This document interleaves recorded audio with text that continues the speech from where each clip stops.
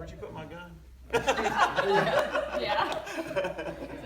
That's okay. His I'm mom's good. here. I'm good. He ain't going He nowhere. hasn't shot me yet, so. Well, whoever's taking pictures, you can get wherever you want. He's Y'all been gonna able- have him standing in front of me and joining hands, and you can do it from that angle, this angle, it makes no difference to me.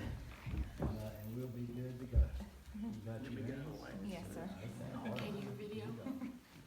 We ready to get started? Yeah. Okay.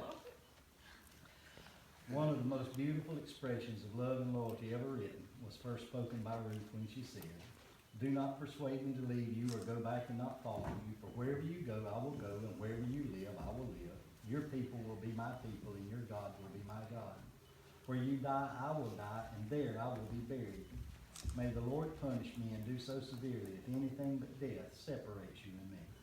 That's an expression of the kind of love that brings men and women together in marriage. I trust it's the kind you have for each other. Marriage is a sacred relationship and should not be entered lightly or unprayerfully. It is sacred because it was ordained of God, who in the beginning, having created man in his own image, realized that it was not good for him to be alone. So the Lord caused a deep sleep to come upon Adam, and taking one of his ribs, he created Eve. Having created woman, he brought her unto man and gave her unto him.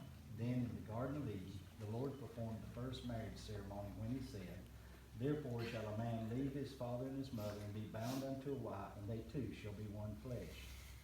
The sacredness of marriage also can be seen in the fact that Jesus attended a wedding in Cana of Galilee, and he chose that occasion to perform his first miracle. And then the Apostle Paul helps us to see the sacredness of marriage by comparing the relationship of a husband and wife to that of Christ and his church.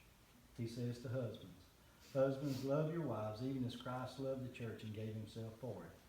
Now there is no greater expression of love than the love Jesus showed for us when he died for us on the cross.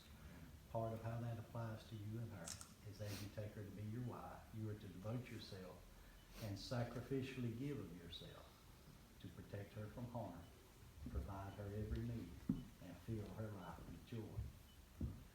And he says to the wives, "Wives, submit yourselves unto your husbands as unto the Lord, for the husband is head of the wife, even as Christ is head of the church."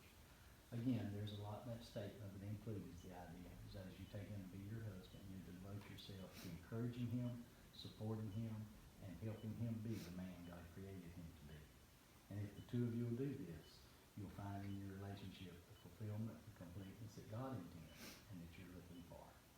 So since you're here today desiring to be united in marriage, I'm going to ask you to take a vow. This is a promise you're making in the presence of your witnesses.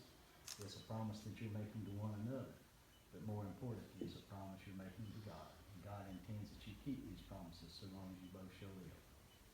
So do you, sir, take this woman that you hold by the hand and be your lawfully wedded wife, and do you promise before God and these witnesses to love her, to comfort her, honor and keep her in sickness and in health, and forsaking all others, to be faithful to her so long as you both shall live? I do, sir. And do you take this man to be your lawfully wedded husband, and do you promise before God and these witnesses to love him, comfort him, honor and keep him in sickness and in health, and forsaking all others, to be faithful to him so long as you both shall live? You take your ring, place it on the ring finger of her left hand. As you place it there, look her in the eye. No, not yet. As you place it there, look her in the eye and repeat after me. With this ring, With this ring, I take you I take you to be my wife, to be my wife. and with it, And with it, I give to you I give to you all that I am everything I am and all that I have and everything I have from this day forward, for always, forever. forever, baby. And so if you take your ring, put it on the ring finger of his left hand.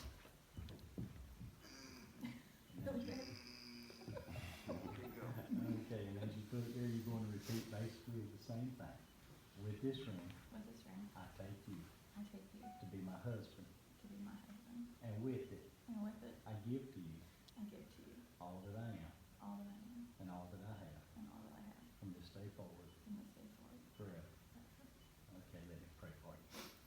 Father, as this couple have come today and they've made their promises to their family and friends, they've made their promises to one another. And more importantly, Lord, they've made their promises to you. To love one another and to care for one another and be faithful to one another for the rest of their lives. Lord, we understand that these promises are bigger than they can keep in their own strength. So we ask for your precious blessing to rest upon them. Fill their hearts with an unconditional love for one another so that they'll be patient with one another as they go through life. Father, give them the wisdom that they're going to need for the decisions they'll have to make together, and the courage and the strength that they'll need for the trials and difficulties they're going to have to walk through together.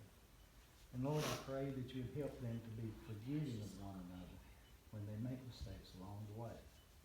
And through these blessings, may your joy fill their lives together from this day forward. In Jesus' name I pray. Amen.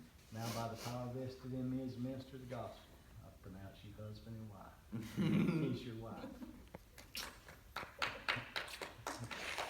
Congratulations. And that's that, yeah. Hot dog. Thank you very much. Okay, let me see, get it right. Mr. and Ms. Ronald Anthony Zapcic III. Yes, sir. Did that anywhere close? That was right on. Okay, well, just turn that away and look there right in front of the flower. That makes a pretty good picture. Right? Oh. Now I know exactly. Am I